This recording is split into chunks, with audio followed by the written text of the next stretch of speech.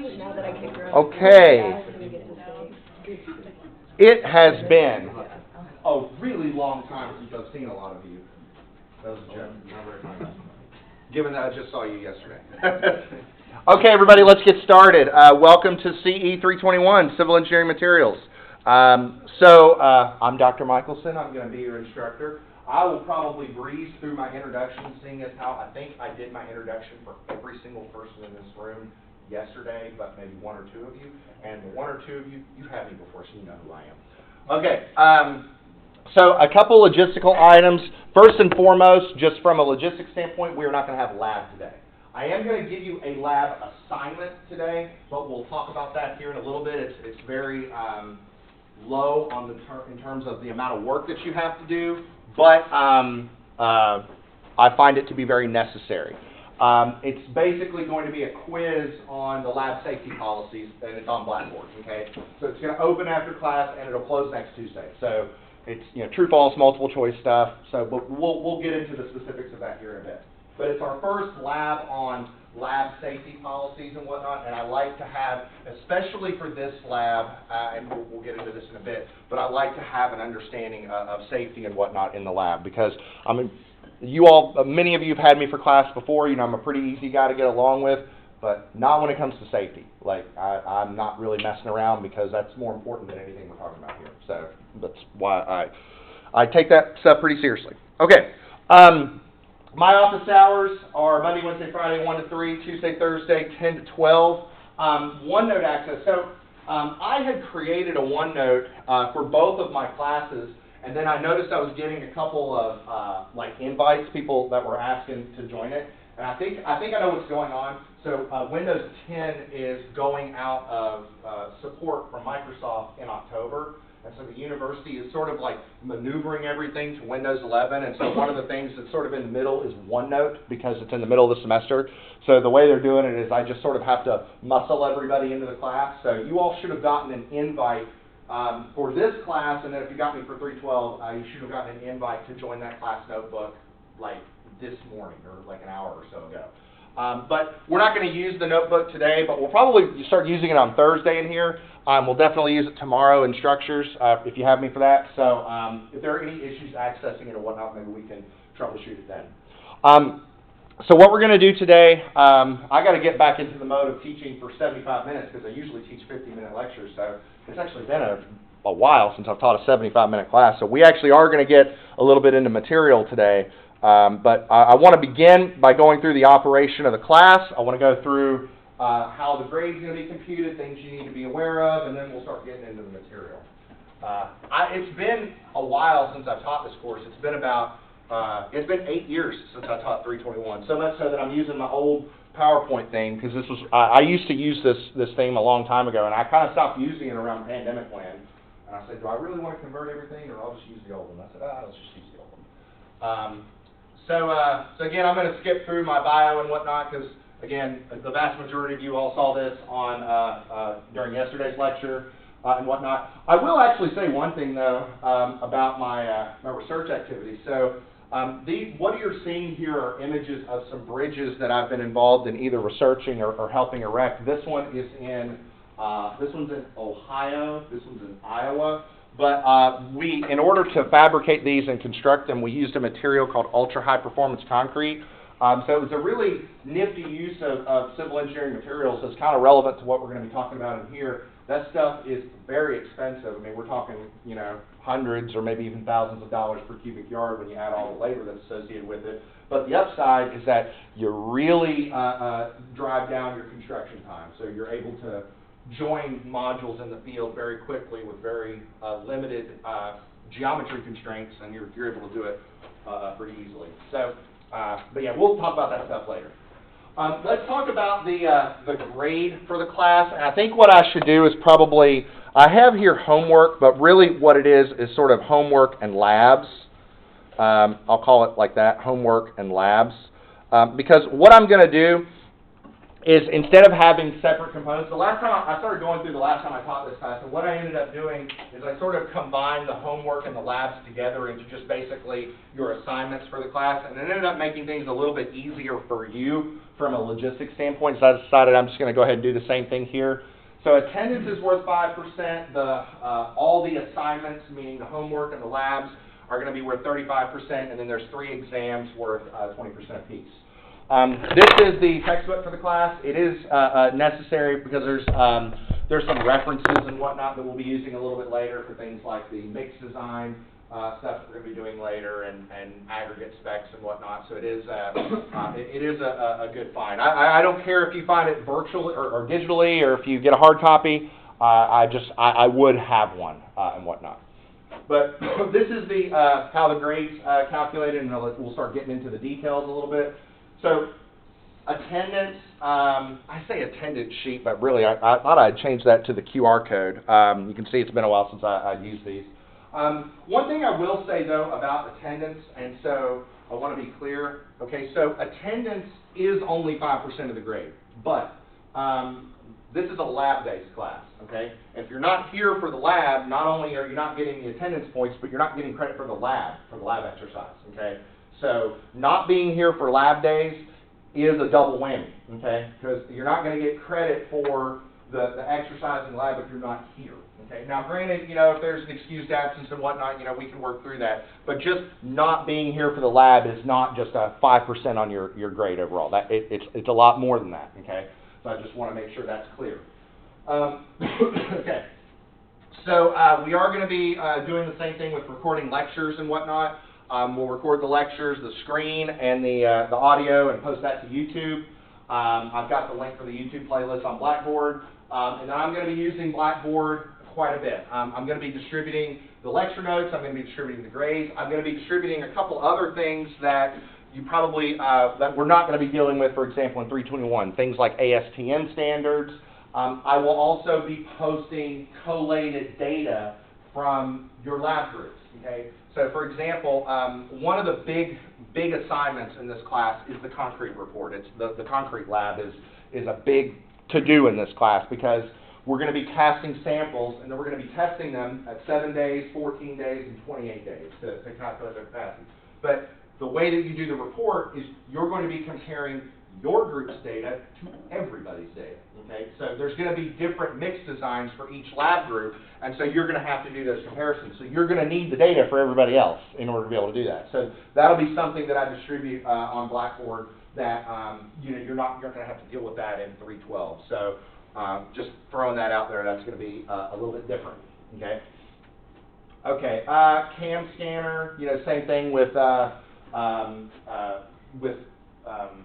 312, you know, scanning homeworks and uploading them and whatnot. I will say that this class is going to probably need a little bit more on the Word, Excel side of things than 312, you know, because you're going to be writing lab reports.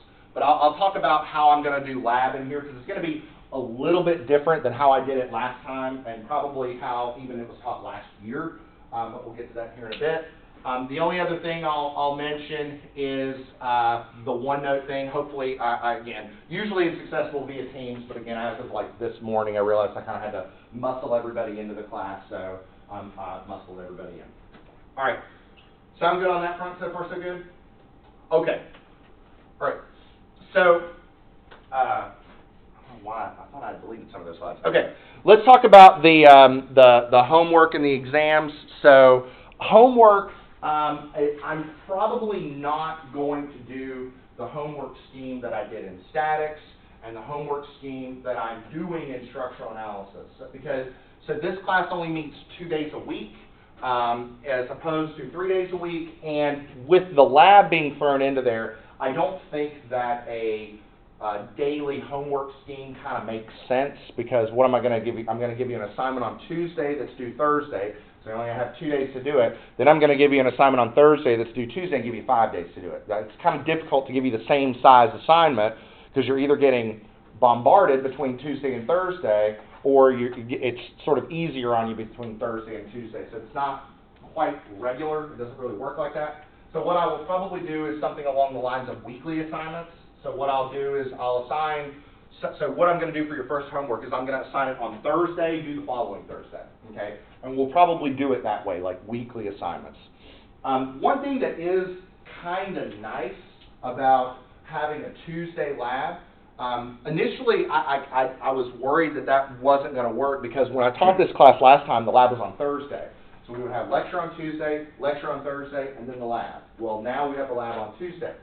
So the lab schedule is sort of walked back a week, but I think it'll make the labs, the more I thought about it, I think it'll make the labs go a little bit smoother, because the idea is, so let's say when we start doing the aggregate labs, we'll have done the material in class already, so when you get to lab and do it, not only have you seen it in class, but you'll be doing the aggregate lab on Tuesday, and then the homework for that aggregate lab will be due on Thursday. So the idea is you'll have that material really fresh in your head.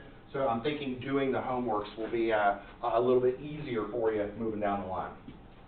Same format as we've done in the past, you know, in all my other classes.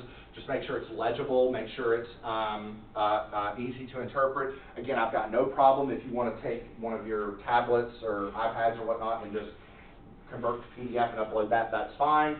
That works too. Exams. Okay, so there are 3 exams in this class. They are not designed to be comprehensive, and I think it's going to be a little bit easier in this class than it is in structural analysis to segregate the topics, as it were, to make the exams modular. Okay, so for example, exam 1 is going to be on, for the most part, aggregates, like our introductory concepts and aggregates. Exam 2 is going to be on concrete mostly. Exam 3 is going to be on steel, timber, asphalt, everything else. Okay. It really is sort of like modular. Now that being said, there are some terms and whatnot that may show up from exam to exam. For example, one of the things we'll learn about really quickly is what is the difference between a coarse aggregate or a fine aggregate. And the difference that we tend to define is what passes the number 4 sieve. We'll talk about that as we get to it. But coarse aggregate versus fine aggregate, that differentiation is necessary for our concrete design too. So that kind of terminology will show up on exam 1 and exam 2, okay? But for the most part, they are pretty separate, as you were, in terms of their topic coverage, okay?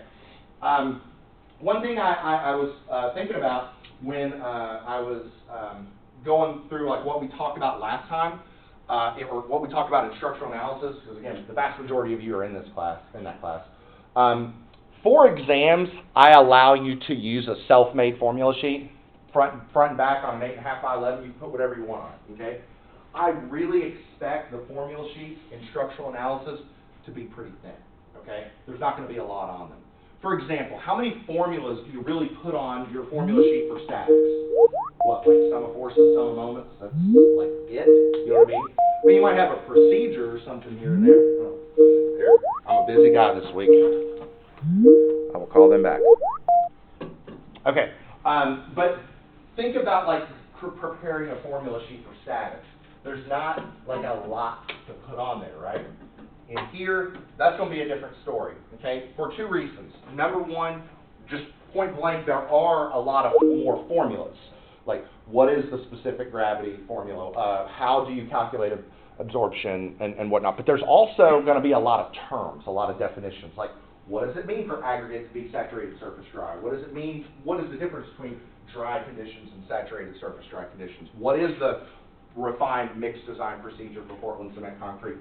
So your formula sheets are probably going to be a little bit busier in this class than they will be in 312. So I am sort of putting that out there in the background. The other thing I will say is that this class, by its nature, is much more of a terminology-heavy course. I think the math is a lot easier probably than, say, fluids or strength of materials or something like that. But it's more terminology-based, more procedure-based than, say, a physics class or whatnot. Okay, so let's talk about the lab. Okay, let's deal with that first. So first off, I'm just curious, how many of you had me for geomatics? A few of you had me for geomatics. So if you, I'll explain what I'm getting at here in a bit.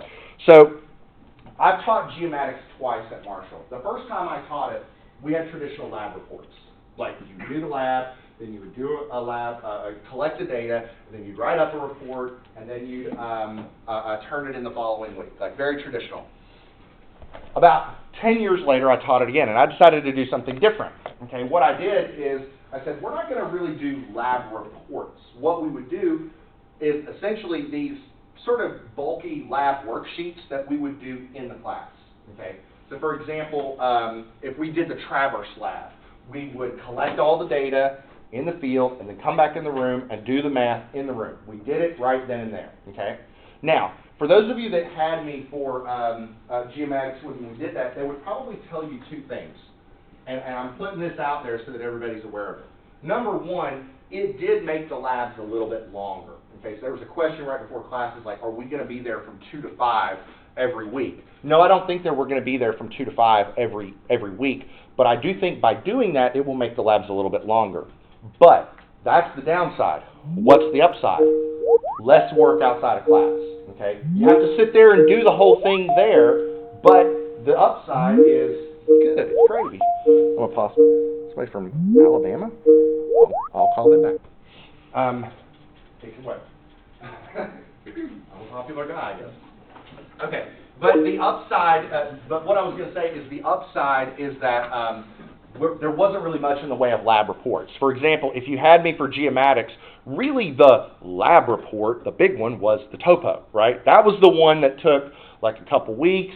There was stuff that you had to do beyond just, calculating stuff in the lab. But other than that, everything you could do in the lab. For the most part, we're going to do the same thing here. There will be, for sure, one really big lab report, which is the concrete lab report. Okay. Past that, I am debating whether or not to do a second one on aggregates. I haven't made up my mind yet on that. But past that, those will probably be the two really big ones. Everything else you'll do in the lab, in your lab groups. Okay. Speaking of lab groups, I have not assigned lab groups. I'm going to wait until the end of this week in case anybody adds to the class last minute, and then I'll assign lab groups for everybody in the class. So I'll get to pick that. Okay. As for the question, I'm sure I'm going to get this question, are lab assignments or submissions, are they going to be done individually or in groups? The best answer I can give you is right now is it depends. Okay. Some of them you're going to do together, some of them you're going to do individually. As for the concrete lab report, I am debating doing that individually, okay? Because there's a lot of data, and I really want to make sure that everybody here understands how to do it. And I would rather, I'd like to see how everybody does with it. But we'll cross that bridge when we get to it. One other question I do want to talk about is AI. So let's talk about AI. I'm not... I talked about this last time, and I'm not one that's, I'm not going to put my head in the sand and say that AI is not going to get used. I know it's going to get used, and I don't have a problem with it. I really don't. There are areas where I think AI is very beneficial, even to the world of civil engineering. But like the example I gave last time, I think that it does need to have a little bit of measured use. So for those of you that didn't have me for 312 yesterday, on this past weekend, like Sunday, like 2 days ago, I went into ChatGPT, I went into Google Gemini, I went into Microsoft Copilot, and I uploaded a picture of a beam, and I said, draw the moment diagram, okay? And with each of those three engines, it spit out 3 different moment diagrams. And guess what? They were all wrong, okay? Every one of them. So I think that while ChatGPT is really good, I do think it has some limitations in terms of on the computation side of things. So I want to be 100% crystal clear. This class, I know that there's going to be a little bit of writing. I know that it's a little bit more concept heavy. I got no issue whatsoever if you want to use it for brainstorming. If you're writing a report, you want it to help you clean up grammar or citations and whatnot. I got no problem with that at all. Really, the only thing I'm worried about in terms of like what you can't do with it, I put a bunch of stuff here, but really it just boils down to 2 things. Number one, I don't want you to like cheat.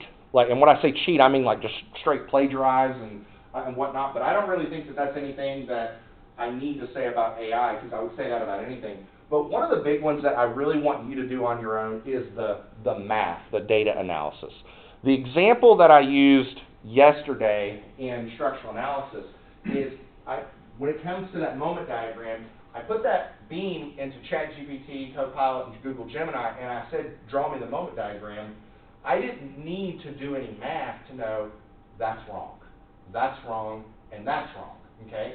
Because I understood the patterns, okay? But I'm coming from the benefit of knowing what those patterns are. And so my goal in structural analysis is to teach you all those patterns so that you can recognize that too. Once you're comfortable with recognizing that, you know, run wild with it. I really don't have a problem with it. But my big thing is I want you to get to a point where if you use these AI tools, you can spot when it's wrong. If you can do that, great. You know, that's kind of what I expect. That's the one thing I want to make sure of, is that once you get to the point where you can recognize that it's giving you spurious nonsense, then it's a tool that's worthwhile, okay?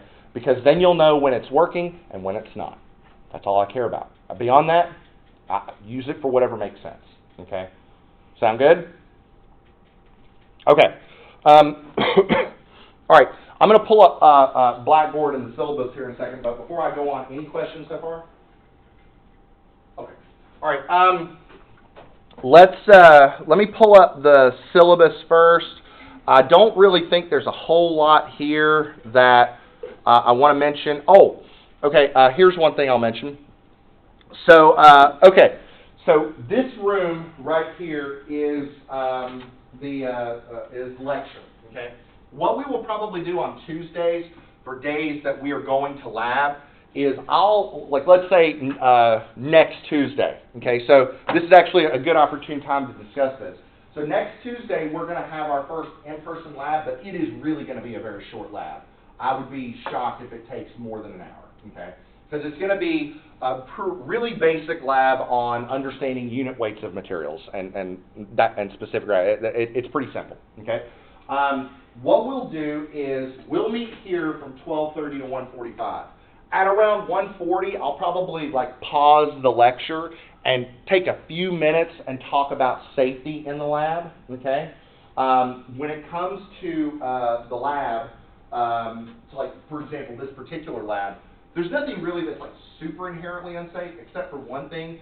We're going to be asking you to guess unit weights, and so there's going to be these boxes that you lift, so don't just jerk it, And there's going to be one box that has actual concrete in it, so honestly, 2 people should probably be lifting it because it's kind of heavy. So, but we're going to be talking about stuff like that because I don't want you to come into the room with any issues. Another reason that we are not going to have lab today is one biggie to not have during the lab is open-toed shoes. I see some open-toed shoes in here. Open-toed shoes are a no-no in the lab, okay? Because there's stuff that you could drop. I mean, that's one of the reasons we're not having lab today. I'm not blaming anybody today for coming in, with sandals. But if you've got sandals on, that would not work in lab. So on Tuesdays, wear closed-toed shoes, okay? Another thing I'll say during lab is there are going to be some labs where it's a little messy, okay? I'm just telling you. Okay? I mean, we're mixing concrete, So I would not wear, super nice clothing because it'll get messy, okay? It's probably not a bad idea on messy days to maybe tie your hair back and whatnot, but that's not the biggest deal in the world. But closed-toed shoes, be prepared to get a little bit messy, and probably pants as opposed to shorts is probably not a bad idea. I know it's hot, so I'm throwing that out there now. Okay? So far so good? Okay. Let's see what else. Generative AI, all that stuff. Text. Okay, this is the textbook. There is another set of reference materials which are called ASTM standards. We'll talk about that throughout the semester, but I'll give you those. You don't need to acquire those. You'll be given those as needed. Course learning outcomes. You all can review that on your own. Grades and whatnot. We've already talked about attendance policy. Okay, one thing I did want to mention about the lab, and I mean, again, I'm a really easy guy to get along with, but again, as I said, there is one thing that I'm a real stickler about, and it is safety, okay? I do not want anybody hurt in here. I'm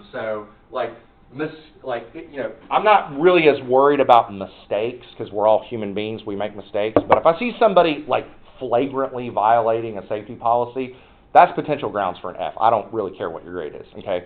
Because, I mean, it's the one thing that I'm very serious about, okay? I just don't want anybody to get hurt. So that matters way more than anything in that we're talking about today. You know, that's the most important thing. So, okay. I don't really think there's anything here that, I mean, you all have had me for class before that's anything different from stuff I've talked about before. I think what's probably more opportune right now to discuss is the lab and lecture schedule. So the way I have this structured is I've got, here's the lecture date, here's the topic that we're going to discuss, and this is the lab topic for that week.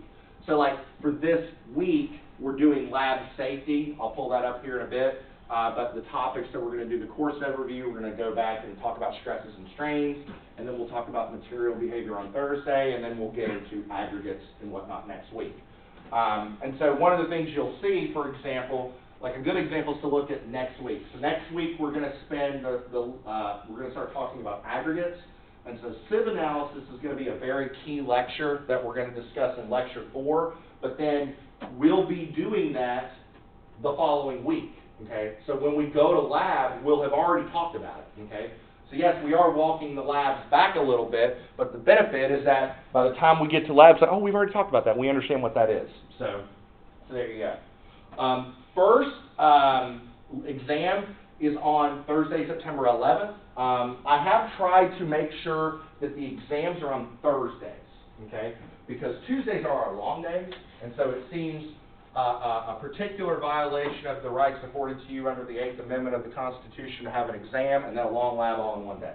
So I figure we'll have exam review on Tuesday, and then we'll have the lab, and then we'll have the exam on Thursday, and then take it easy. That to me seems the most painless thing to do. Am I right? I feel like that's the right thing to do. Yeah. That's what we're doing. So. All right, build schedule. Okay. So I do want to say one thing about the labs, okay? And there is one reason, one sort of serendipitous reason that the labs are sort of walked back the way they are. So we found out a little bit of bad news the other day that the AC unit in the other building is going out.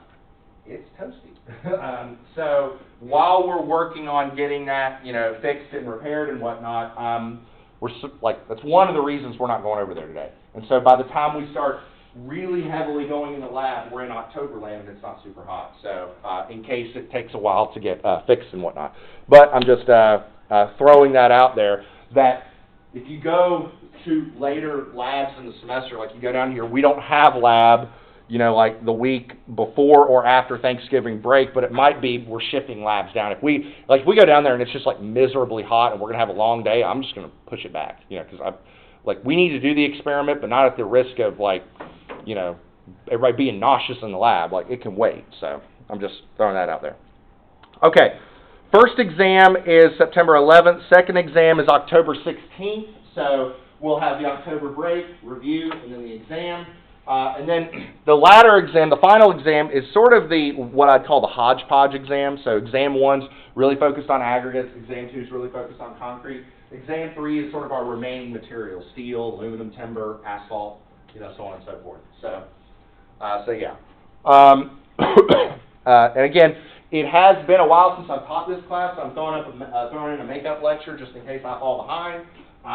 Because again, like, instructors, I've taught it so often that I'm like, it's sort of like a Swiss watch in terms of I know what I'm going to cover that day. But in case there's material that bleeds over, I fall behind. I throw a little bit of a buffer in there to be sure.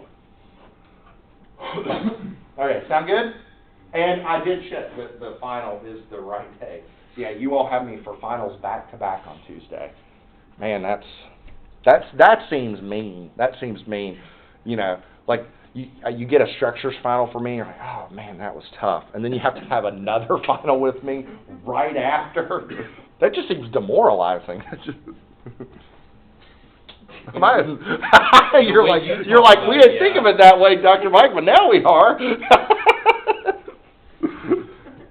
Okay. All right. In terms of the Blackboard shell, see, Yeah, that seems like a really boring banner to literally just have rocks. But you're going to understand why that's the course banner here in the next few weeks, because we're actually going to be doing aggregate. I mean, that's aggregate right there. So we're going to be talking about that quite a bit. One thing I will say, so this won't be the case, for example, in structures, but I'll level with you, just a complete disclosure. It'll probably be the case in here. I have been going through my notes, and I've been literally updating them like as we go. So like right now, I only have today's lecture posted, and I'll probably have Thursday's lecture posted like on Thursday, okay? I usually like to post things in advance, and I think as the class goes on, I'll get a little better at that. But for the first little bit, it might be like posting on a day-by-day basis. Again, I don't really like that, but I would rather review it and make sure that it covers what I want it to cover, you know, within the time, allotted time, and then there we go. Before we get into the remaining topic of today's lecture, let's go through the lab stuff. So again, we're not meeting today in lab, we're not meeting in person, but I do have a lab assignment for you. So once this opens up, you should see two things under here. So the first thing you should see is the laboratory safety policy, okay? So it's not very long. I'll pull it up real quick. I'm actually not purposefully going to spend a lot of time going through it in here, but it's going through just do's and don'ts in the lab, rules that you need to follow. And then the reason I'm not spending a lot of time going through it is because the assignment is a 10-question quiz, okay? You can do it unlimited times. It's really just to sort of get something on the books. But the whole point is to make sure that you know what the procedures are, okay? You know what the do's and don'ts are. So it's not a very long document. It's only a few pages. And there'll be, you know, questions, true, false, multiple choice questions like, hey, if this situation happens, what's the procedure? Are you allowed to do this, true and false, etc. Okay, so it's not very work intensive, but again, I really think that this is important. Okay, so that's due on Tuesday at before class. Okay, sound good? Okay, any questions? Okay, so normally, like on day one, I just sort of, you know, I don't want to say I kind of end it there, but usually, you know, we talk a little bit about the introduction to the class, and then we kind of, you know, call it for the day. But, I mean, we only meet 2 days a week, and we're here for the next, 45 minutes, so we're going to get right into the class. So, I am going to talk a little bit about why you're in this class, but we are going to do this. Now, I'll go ahead and level with you. Today is going to be review more than anything. It's going to be stuff that you learned in Engineering 216, probably with Dr. Zatar, the Mechanics of Deformable Bodies course. But I'm going to highlight sort of the relevant stuff that we're going to need in here. And a lot of this is just sort of to get you remembering terms, get you learning about or remembering, what is a Young's modulus, what is stress, what is strain, what is all that. Because, I mean, we're going to be doing material tests like really quick in here, so we kind of need to have that refresher. Okay, so first off, I don't have a slide for this, but I will go ahead and do a little bit of a tangent and say why you're in this class, because, again, I always like to say on day one why you're wasting time and money, not wasting time and money, why you're spending time and money or investing time and money into being in here. Everybody in here has the drive to be a civil engineer. That's why you're in the class. We build stuff. We fix stuff. We build infrastructure. The whole idea of civil engineering is to design, evaluate, or retrofit infrastructure-related systems. Roads, dams, highways, bridges, you name it. That's what we're here to do, right? What does that mean? We are building things with materials, right? Now, a group of people in this room that I don't need to convince in terms of making sure that your material specification is A-OK are my rowers on my concrete canoe team, because you all know exactly what I'm talking about, right? Get that concrete mix just right, or you might have a memorable moment at a Virginia's conference. That was the damnedest thing. I will never forget that. For those of you that weren't at the conference, our canoe had some additional water access ports that appeared throughout the competition. but we had we were doing the women's sprint. Well, we were. I mean, I wasn't, but we were doing the women's sprint, and our canoe was literally full of water, but we beat the other team. I thought you were going to be in a coma after that. I thought I was I really did. I was using my knee as a plug. Yeah, that was. Yeah, you were. My knee was also the hole. That was really you had made the hole and stopped it at the same time.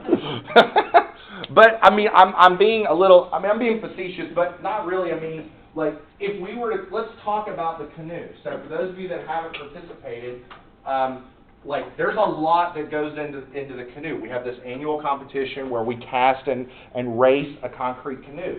And yes, part of it is what I'll call the academics of it, the things like the report, the math, the oral presentation, the written skills of the team. There is the athletic portion of it, genuinely. I mean, even if you have like even a pristine concrete canoe does not row the same as a commercial everyday canoe. It just does not operate the same way. But then there's also the material side of things. I mean, I guarantee you, everybody on the concrete canoe team, if they could go back in a time machine, would have adjusted the mix. It was a topic of discussion. And when I say adjusting the mix, I mean the proportion of aggregate, the amount of water, how it was prepared, any admixtures that went into it. Proportioning that material was critical to the success of the canoe, right? Any one of those parameters can cause, a success or failure of the whole enterprise. In the land of civil engineering, when it comes to materials, we tend to do one of two things with materials. We are either speccing them out or we are designing the materials themselves. So when I say speccing them out, an example that I'm talking about is steel. We are designing this beam with grade A992 steel or designing this tension member with grade A36 steel.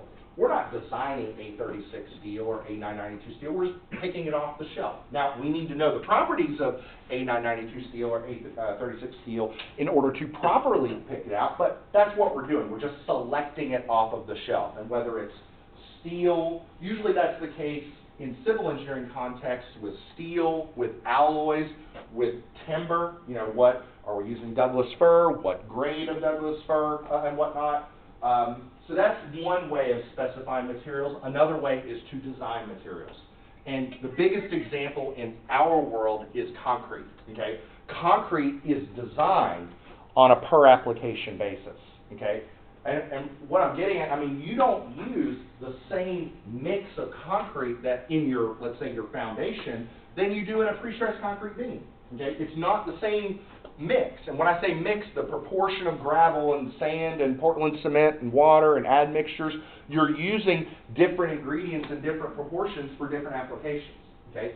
So whether you are designing materials or speccing them out, understanding them is important. Okay? And so that's really what this class is about. It's about understanding the materials that we use for civil engineering applications and how to properly apply them in given settings. And so common materials and stuff we're going to be talking about in here, except for one, is things like aggregate, which aggregate just by itself is used as ingredients in concrete. It's used as a base in foundation and road applications, roads and highways.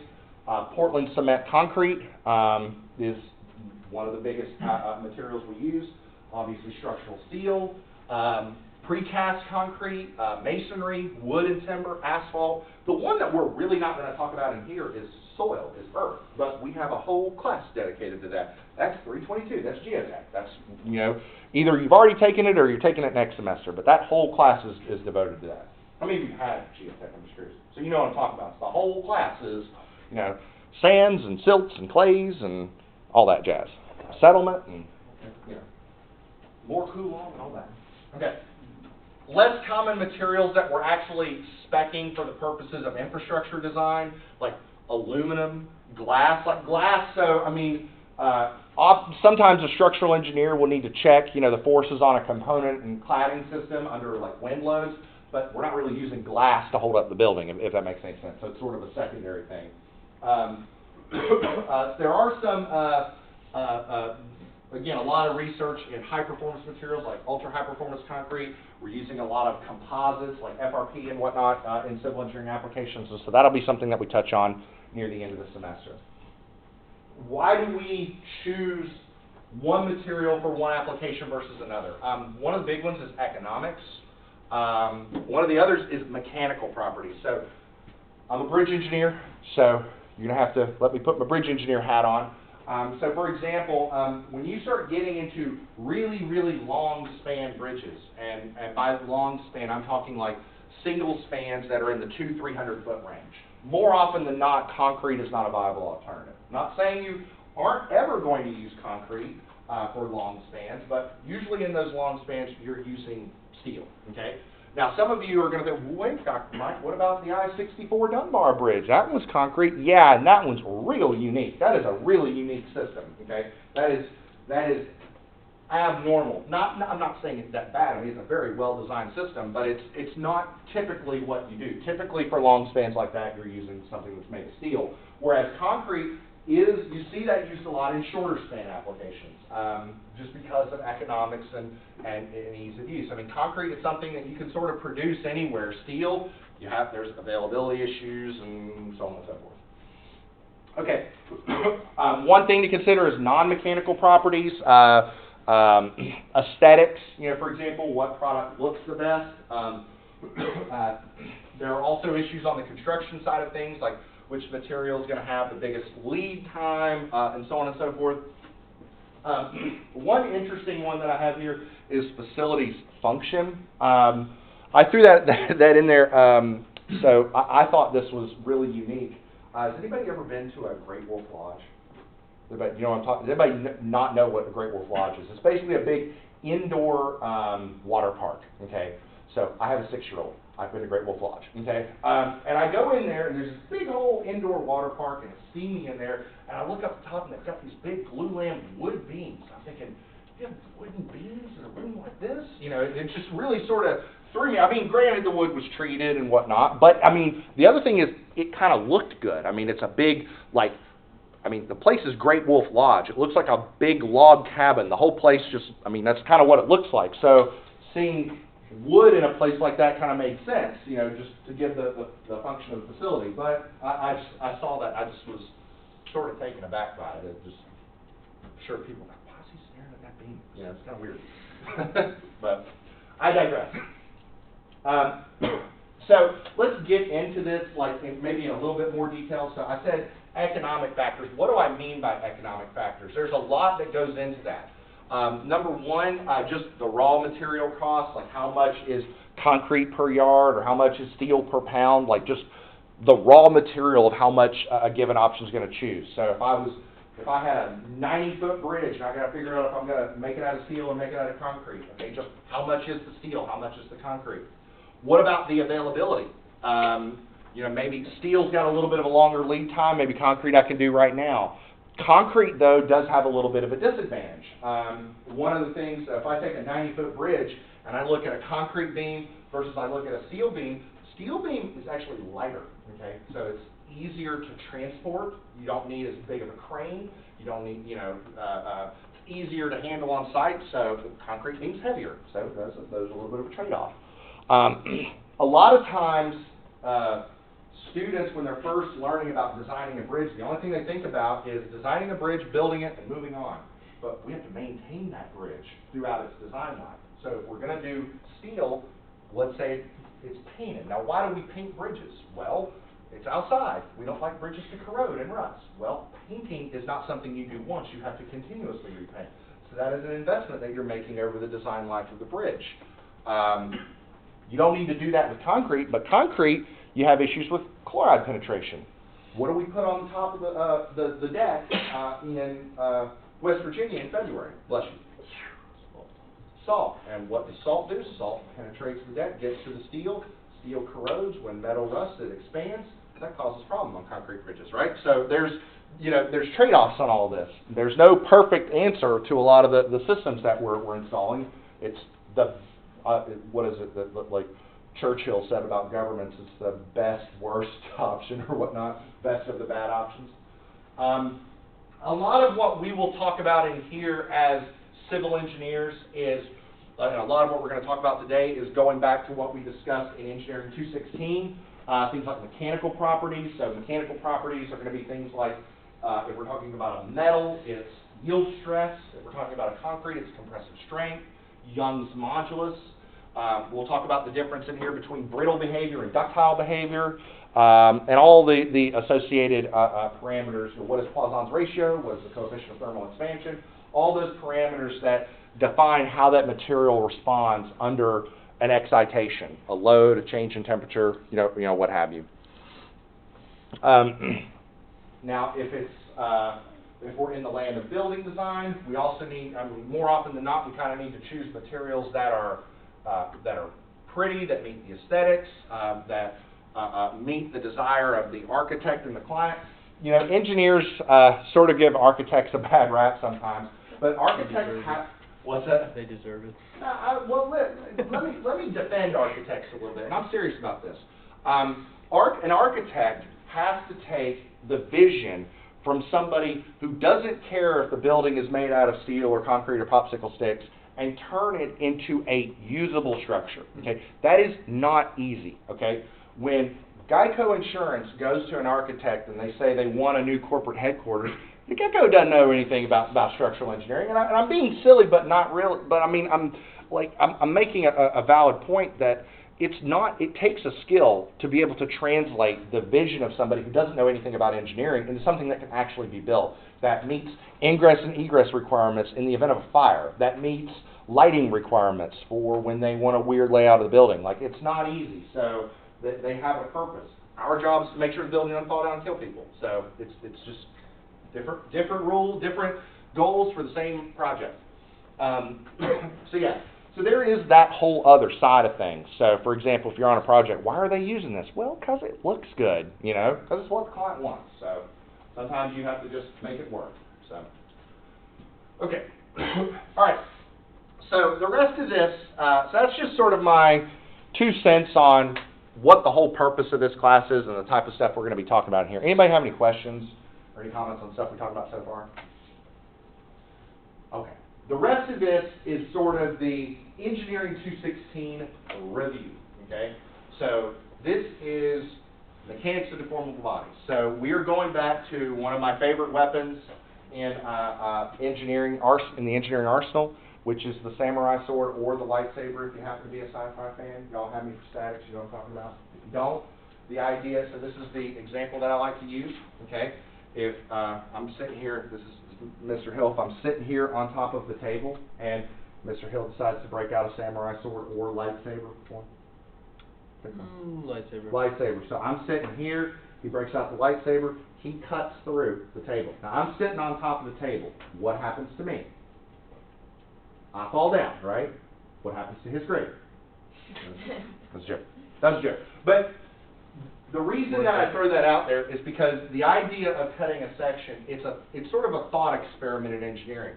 The idea is that you cut a section and we're going to use the principles of equilibrium to figure out what those internal forces are. As we said, if I'm sitting on this table and you cut through the table right here, I am falling down, okay? And the reason that I'm falling down is because right where you cut, there are forces inside the table that are keeping me in equilibrium.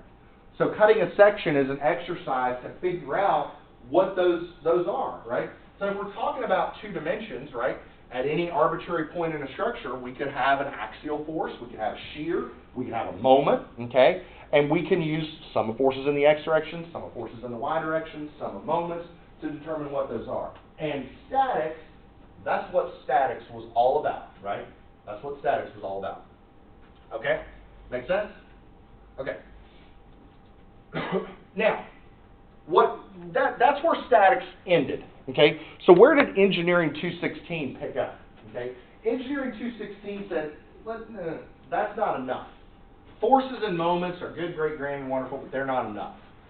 For the purposes of design, we want to take forces and moments and normalize them. And we want to take resulting deformations and normalize them, okay? And so on day one, when you had Engineering 216, you were introduced to the concept of stress. Am I right? Everybody in here should be familiar with the concept of stress. And all stress is a normalized force per unit area, okay? We use the term stress with solids in civil engineering, or just engineering in general, not just civil engineering, but in any engineering. We use stress to be associated with solids, but if we're talking about fluids, like liquids or gases, we talk about pressure, okay? So pressure is a normalized force per unit area, just like stresses are a normalized force per unit area. It's just the context. It's the media through which those stresses are resulting from. What we do in Engineering 216 is we break those down generally into either normal stresses or shearing stresses. Normal stresses being normal or perpendicular to the plane of action, and then shearing stresses being parallel to the plane of action. That I'm hoping that's all familiar. But am I saying stuff you've never seen before? Is this just refresh? Refresh for everybody? Okay. All right. Just real quick on units, and just so you're aware, so this is one of those things that I said, like my apologies, but I'm going to be updating the lectures as I go. So I was going through my notes when I taught this class 8 years ago, and I'm going to have an example on Thursday, because one of the things I did the last time I taught this class is I kept notes of stuff like this, okay, here's homework 1. This is just a refresh. And it had been a while. And so everybody's like, wait, it's been a while. So let's have an in-class example on Thursday to go through some of this. So, oh wait, is a kilonewton over a millimeter squared, is that a megapascal or a gigapascal? Stuff like that. So Thursday will be the cobweb brushing off lecture. That's kind of what we're going to be doing a little bit on Thursday. Okay, so stresses are force per unit area. So in US units, we tend to express that either in PSI or KSI. I will say that I find KSI to be a more usable term in US units because, like steel, the Young's modulus for steel, structural steel is like 29 million PSI or 29,000 KSI. So I find KSI to just be more manageable from a math perspective. SI, I tend to mix it up a little bit. I tend to use gigapascals for Young's moduli, but I tend to use megapascals for limiting stresses like yield stress, tensile stress, things like that. But a newton over a meter squared is a pascal, and a kilonewton over a millimeter squared is a gigapascal. So yeah. Okay. Now, I'm sure some of you saw this limit thing, and you said, wait a minute, it's day 1, Dr. Mike. It's too early to start doing calculus. I will level with you. We're not going to be doing really any calculus in here that's super heavy. I'm not saying that a term like this might not pop up, but more often than not, we're going to be able to do our math with just P over A, okay? Which is, I imagine, most of what you did last semester in 216, am I right? That's, for the most part, like you saw a limit, and then you said, hey, like, this is the actual definition, but in most contexts, we can break it down a little bit, and that's what we did. Okay. So far, so good? Am I going too fast, or is everybody feeling pretty good? Okay. All right, so the thing about materials is that they deform, okay? So when you take statics, Engineering 213, statics is a mechanics of rigid body class, okay? In other words, in statics, you assume that things do not deform, okay? And then you take this class and you realize that's not the case. If I take something and I apply a load to it, it bends, it deforms, okay? And there are a number of modes of that deformation. Does it deform elastically, like a rubber band? In other words, I pull the rubber band, I let it go. Does it go back to its original shape? That's elastic behavior. Does it permanently deform, like if I crush a Coke can in my hand? That's inelastic or plastic deformation. And we've got to be able to handle that. Now, with forces, what we do is we normalize forces by introducing this term stress. With deformations, we introduce this normalization, we call that strain, okay? So if stress is a normalized force, strain is a normalized deformation, okay? And a lot of, probably the most familiar definition that you might remember is the change in length over the original length. Y'all remember that?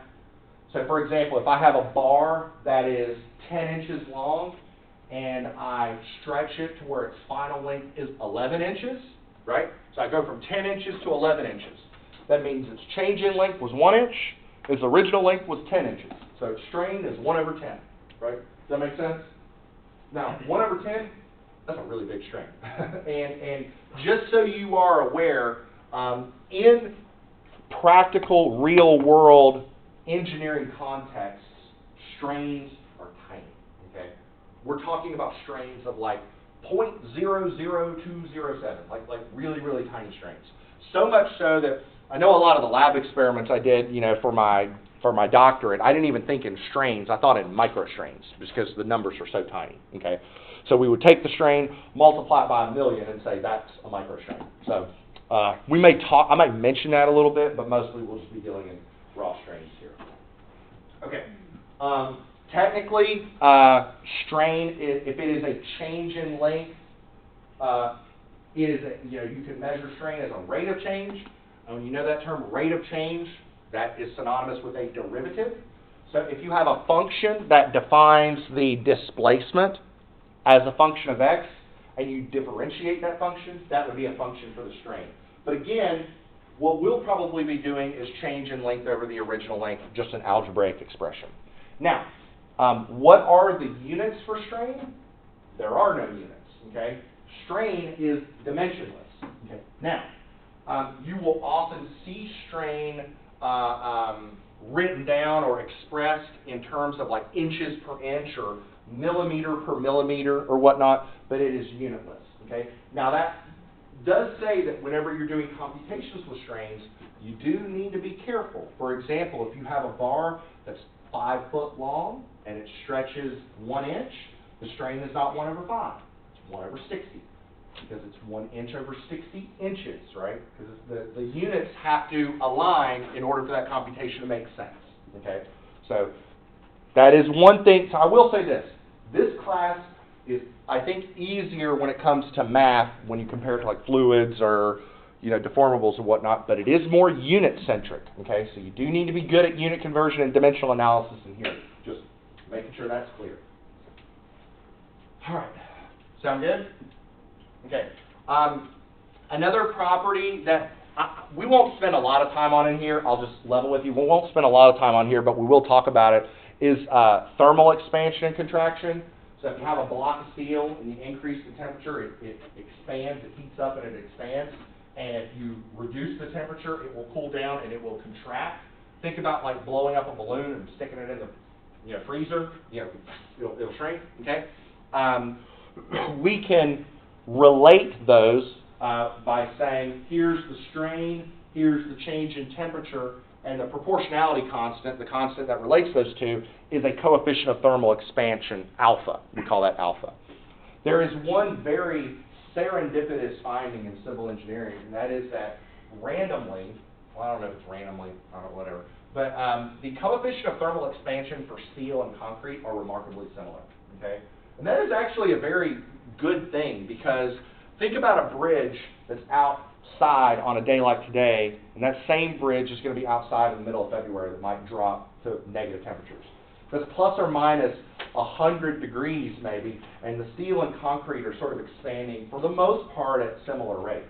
Like what if the steel and the concrete were expanding at wildly different rates? Maybe the rebar would debond from the concrete, So that's really kind of a serendipitous finding. So just, I don't know, I just find that very interesting, that these two wildly different materials have a similar behavior thermally. So, okay. I am going to play a little YouTube video. I don't know if you had seen this in Engineering 216. Just so you are aware, we are going to do this in this class. So everything that we're showing here, we're going to do. We're going to do it a little bit later in the semester.